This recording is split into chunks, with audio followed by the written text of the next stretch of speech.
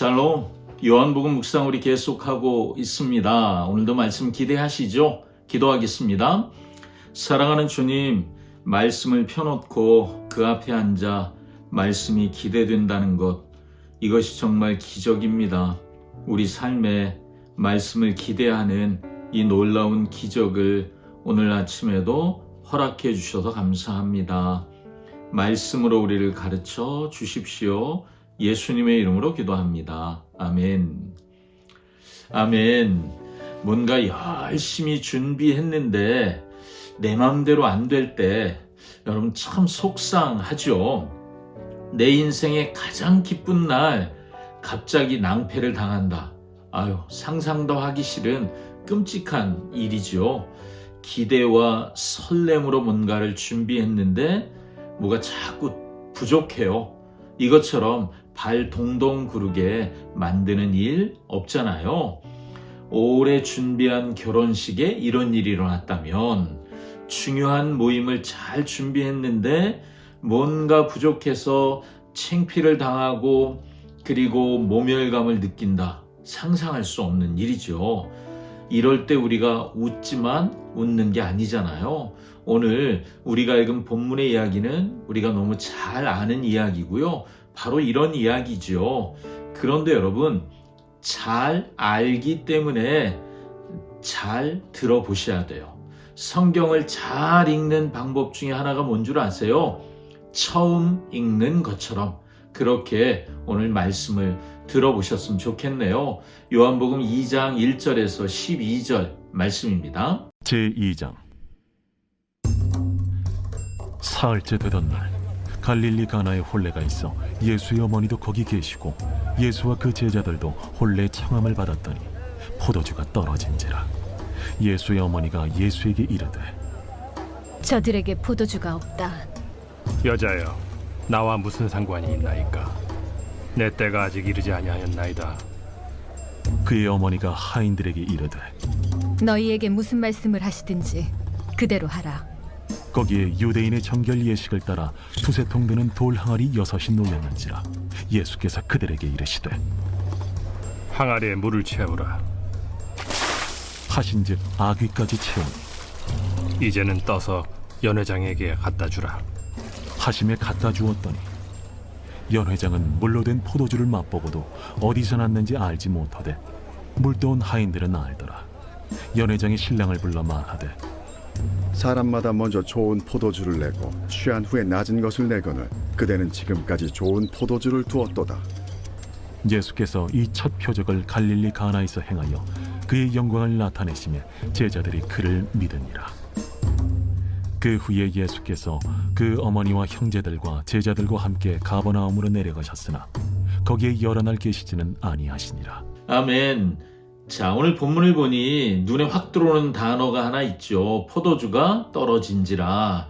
흥겨운, 그리고 모든 것이 만족스러워야 할 결혼식에 포도주가 떨어졌습니다. 자, 여러분, 우리 인생이 그런 것처럼 여겨지지 않으십니까?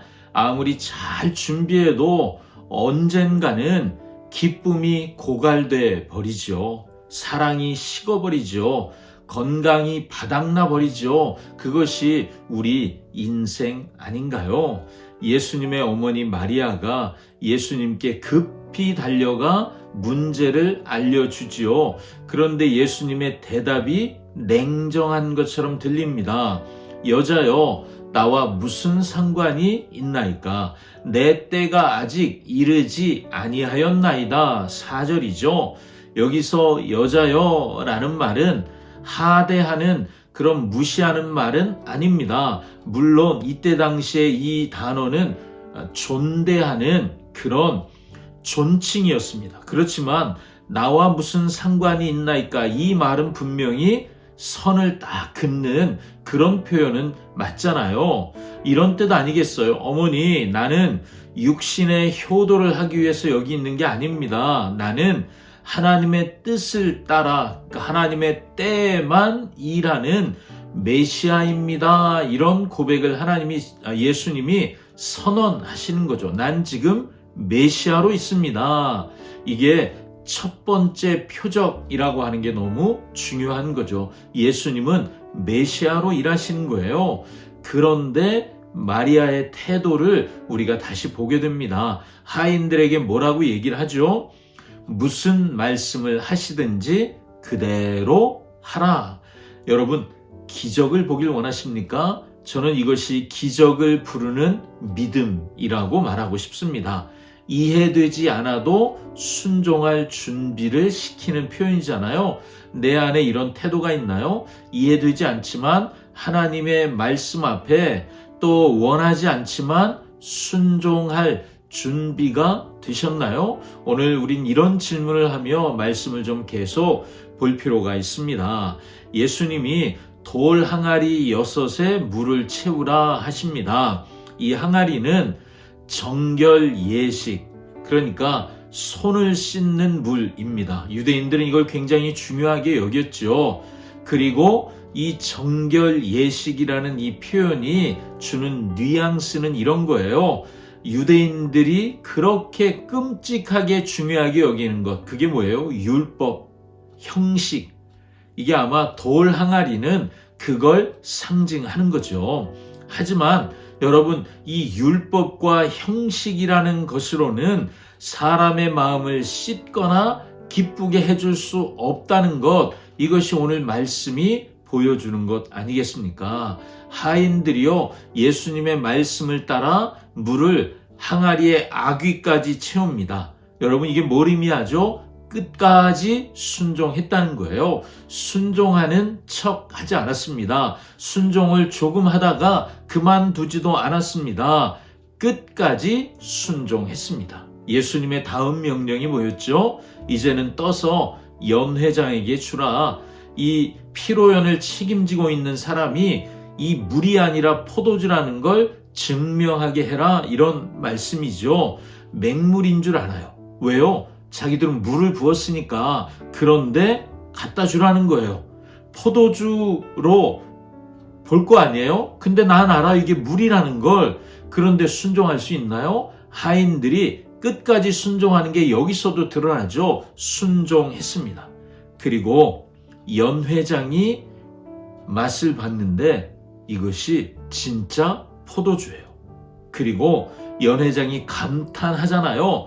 보통은 이 피로연이 끝나갈 때쯤 사람들이 취하니까 그때는 싼 포도주를 내는데 그대는 가장 좋은 것을 끝까지 남겼다가 이제야 내놓는구나. 최고의 포도주라고 칭찬을 듣는 거예요. 세상의 즐거움은 처음엔 달콤한 듯 하지만 나중엔 쓴 거예요. 사람들이 다 알아요. 인생은 결국 쓰다. 그런데 여러분, 우리가 오늘 본문을 통해 기억해야 할 한 가지, 예수님이 주시는 기쁨은 갈수록 좋아진다라는 것입니다. 자, 요한이 이 이야기를 가리켜 첫 표적이라고 말하고 있습니다. 단순히 물이 화학적인 변화를 일으켜 포도주가 된 것, 그것만 의미하는 것이 아니죠. 유대교의 율법, 아까도 말씀드린 그 정결 예식의 그 율법, 그걸로는 줄 수 없었던 참된 기쁨, 구원의 즐거움을 예수 그리스도만이 주신다. 이제 메시아가 오셨고 진짜 기쁨이 시작되었다. 이것을 첫 표적이라고 말하고 있는 것 아닐까요, 여러분? 이 포도주는 또 예수님이 앞으로 흘리실 보혈, 피를 상징하기도 합니다. 여러분, 맹물 같은 우리 인생이 예수님의 피, 그 보혈을 만날 때 예수님을 기쁘시게 하는 향기 나는 인생이 되는 줄 믿습니다. 제자들이요, 이 놀라운 것을 보고 예수님을 믿게 되었답니다. 우리 안에 기쁨이 충만하게 채워지면 그제서야 예수님을 믿게 되는 것, 그것이 우리라는 것이죠. 자, 이 이야기를 처음 듣는 요한 공동체요, 요한복음을 읽고 있는 사람들이요, 지금 주후 85년 이후에 핍박이 극심한 때라고 했잖아요. 성전에서 쫓겨났습니다. 회당에서 쫓겨났습니다. 나라에서 핍박당합니다. 자, 이런 사람들은 지금 만족이 없는, 기쁨이 없는 시대를 살아가고 있는 거예요. 회당에서 쫓겨났어요. 예수님을 따르는 일 때문에 나라에서 핍박을 받습니다. 여러분, 이게 뭘 의미할까요? 먹고 살기가 힘들어졌어요. 당시에는 황제를 숭배하는 사람들에게만 물건을 팔고 살 수 있는 그런 길드에 속하는 자격을 주었단 말이죠. 그러니 사회적으로 포도주가 떨어진 것 같은 결핍, 수치가 이들 가운데 있었다는 거죠. 그런데 오늘의 본문은 어떻게 들렸을까요? 유대인의 정결 예시, 거기에 꼭 필요하다고 했던 물, 그게 떨어졌어. 진짜 기쁨이 채워지지 못했지만 예수님은 그 자리에 새 포도주, 더 좋은 포도주를 주시는 분이라는 거죠. 예수를 믿는 삶을 너희가 선택했는데 포도주가 떨어진 것처럼 먹고 살기 힘들구나, 지금 사는 게 아닌 것처럼 힘들구나, 그렇게 느껴지겠지만 결국 가장 좋은 포도주를 주시는 하나님이심을 믿어야 해. 이것을 이 이야기가 말해주고 있는 거죠. 자, 여러분 기억하십시오. 예수님이 결혼식장, 혼인잔치 집에 오셨습니다. 금욕적인 선지자로 오신 게 아니에요. 우리의 일상, 축제 가운데 오셔서 그것을 거룩하게 하시는 분이시라는 거죠. 아담이 에덴 동산에서 선악과를 먹으면서 우리 인생의 기쁨을 잃어버렸습니다. 예수님은 십자가의 잔을 마시시고 우리에게 다시 천국의 기쁨을 회복시켜 주셨습니다. 예수님은 지금도 고갈된 우리의 기쁨의 잔치에 찾아오셔서 바닥나버린 기쁨을 최상급의 은혜로 회복시켜 주시는 분이신 줄 믿습니다. 아멘.